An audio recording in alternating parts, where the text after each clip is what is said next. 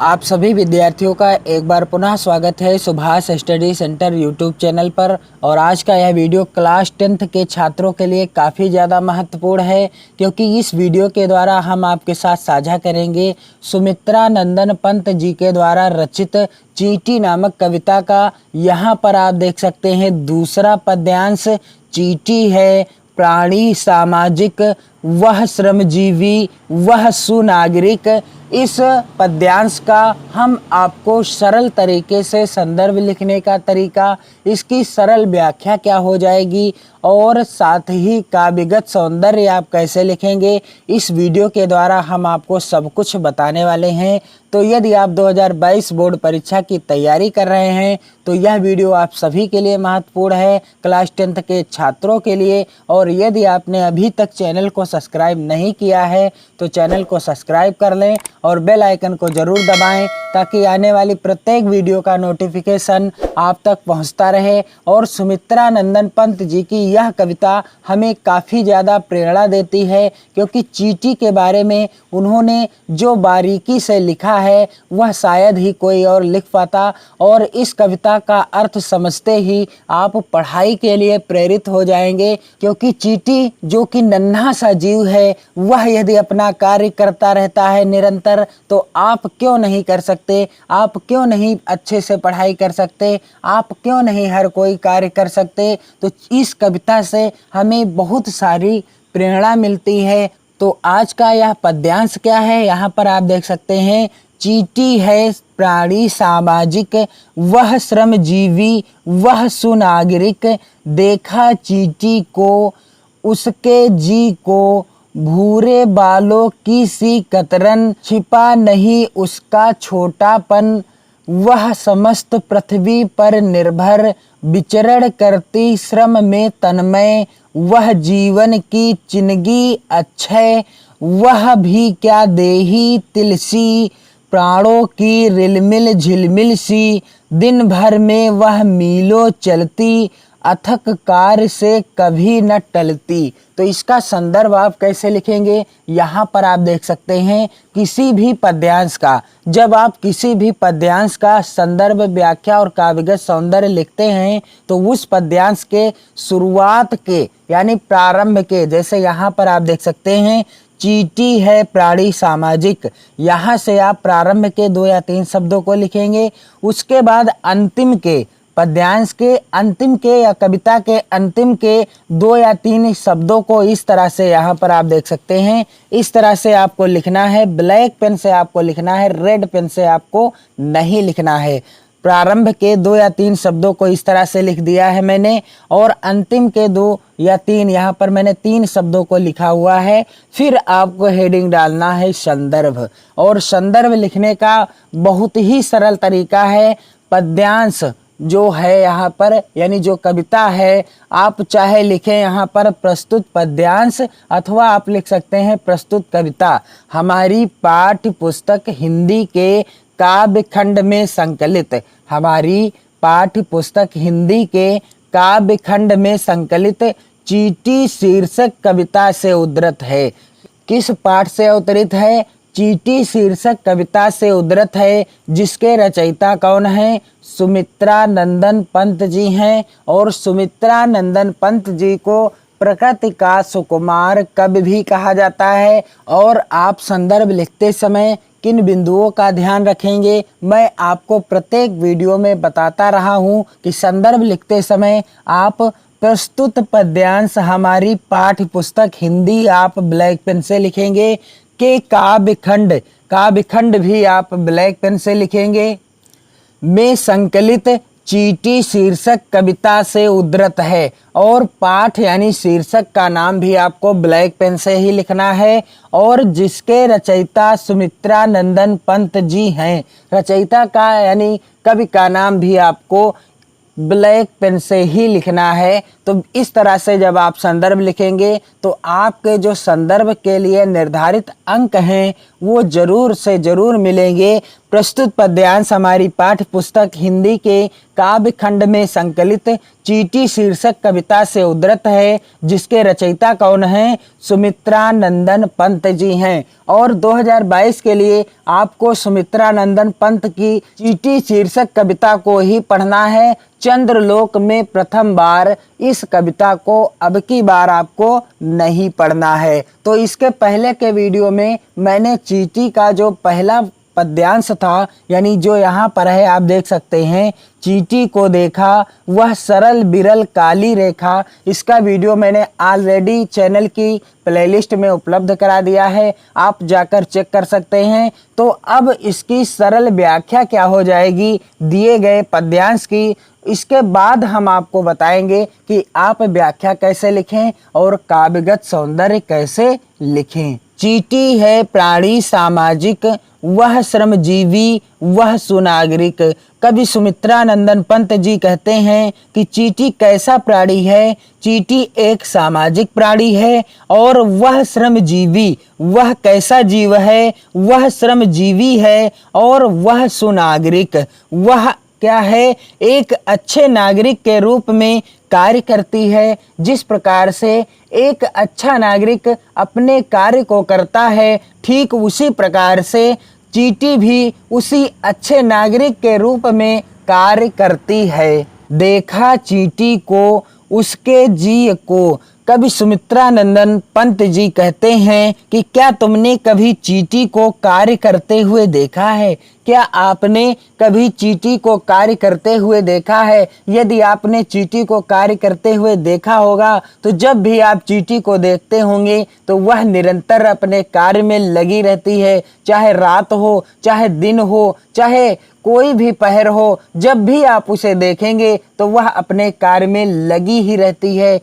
इसलिए हमें भी चींटी से प्रेरणा लेनी चाहिए, हमें भी उससे सीख लेनी चाहिए कि जिस तरह से वह नन्हा सा जीव अपने कार्य के प्रति इतना प्रयत्नशील रहता है, तो हम क्यों नहीं रह सकते? हम अपनी अच्छी से पढ़ाई क्यों नहीं कर सकते? हम अपने जीवन के कठिन कार्यों को क्यों नहीं कर सकते? हमारा जीवन भी संघर्ष है, हम भी चींटी के भांति ही निरंतर कार्यशील रहकर अपनी सफलता को क्यों नहीं अर्जित कर सकते? कवि सुमित्रा नंदन पंत जी कहते हैं, देखा चींटी को उसके जी को।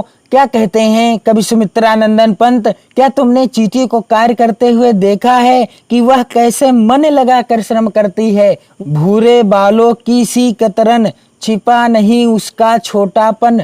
वह तो श्वेत केशों की कतरन सी प्रतीत होती है। वह श्वेत केशों की कतरन सी प्रतीत होती है और उसका जो है छोटापन या उसकी लघुता किसी से छिपी नहीं है कि वह कितना नन्हा सा जीव है। जो भी देखेगा जान जाएगा और उसका छोटापन किसी से छिपता नहीं है। वह समस्त पृथ्वी पर निर्भर विचरण करती श्रम में तन्मय। वह समस्त पृथ्वी पर निर्भर विचरण करती श्रम में तन्मय। कवि सुमित्रा नंदन पंत जी क्या कहते हैं कि वह चींटी भूमंडल पर निर्भर होकर घूमती है और तन्मय होकर कार्य करती है। वह समस्त पृथ्वी पर निर्भर विचरण करती श्रम में तन्मय। वह समस्त पृथ्वी पर यानी समस्त भूमंडल पर निर्भर होकर घूमती रहती है और तन्मय होकर कार्य करती है। वह जीवन की चिनगी अच्छे। वह जीवन की चिनगी अच्छे और वह जीवन की कभी न मिटने वाली चिनगारी सी है। वह क्या है? जीवन की कभी न मिटने वाली चिनगारी सी है। वह भी क्या देही है तिलसी। वह भी क्या देही है तिलसी, प्राणों की रिलमिल झिलमिल सी। वह भी क्या देही है तिलसी, प्राणों की रिलमिल झिलमिल सी। कवि सुमित्रा नंदन पंत जी कहते हैं कि वह लघु जीवात्मा है, तिल जैसी छोटी सी है। वह लघु जीवात्मा किसके समान है? जिस प्रकार से आपने देखा होगा एक तिल होता है, काला तिल, ठीक उसी प्रकार से चींटी भी उसी तिल के समान क्या है? छोटी सी है और प्राणों की रिलमिल झिलमिल सी। और उस छोटी सी देह में प्राणों की चमक सी है और उस छोटी सी देह में प्राणों की चमक सी है, दिन भर में वह मीलों चलती। कवि सुमित्रानंदन पंत जी कहते हैं कि फिर भी वह मीलों चलती है, अथक कार्य से कभी न टलती। वह अथक परिश्रम करती है तथा किसी भी कार्य में जब वह लग जाती है तो उसे पूरा करके ही मानती है, उस कार्य को वह टालती नहीं है। तो इसकी व्याख्या आप कैसे लिखेंगे और काव्यगत सौंदर्य कैसे लिखेंगे?